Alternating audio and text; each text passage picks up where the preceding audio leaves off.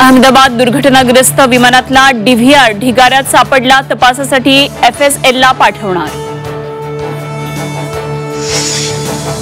अहमदाबादमधल्या दुर्घटनाग्रस्त विमानाचा black box सापडला, अपघाताचं कोडं उलगडण्याची शक्यता, अपघाताच्या चौकशीला आणखी वेग येणार। जगभरात बोईंगचे सुमारे 6000 अपघात, 9000हून अधिक प्रवाशांचा मृत्यू, बोईंग विमानाच्या सुरक्षेबाबत प्रश्नचिन्ह। अहमदाबाद विमान दुर्घटनेत महाराष्ट्रातील 10 जणांवर काळाचा घाला, 10 जणांमध्ये विमानातील 5 कर्मचारी महाराष्ट्रातले, तर पंढरपूरचे दाम्पत्य आणि नागपूरच्या कामदार कुटुंबाचीही मृतांमध्ये समावेश।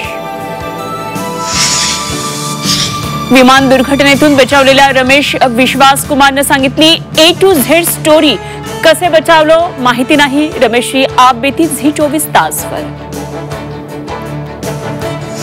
बोईंग कंपनीच्या ड्रीम लायनर विमानाबाबत इतक्या तक्रारी असताना DGCAनं परवानगी दिलीच कशी, मनसे अध्यक्ष राज ठाकरेंचा ड्रीम लायनरवर आक्षेप।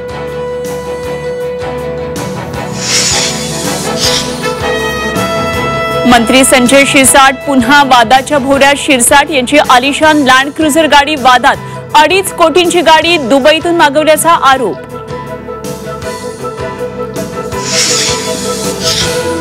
शनी देवस्थानातील 167 कर्मचाऱ्यांना कामावरून काढलं, 114 मुस्लिम कर्मचाऱ्यांचा समावेश, कर्मचाऱ्यांवर अनियमितता आणि शिस्तीचं पालन न केल्याचा ठपका।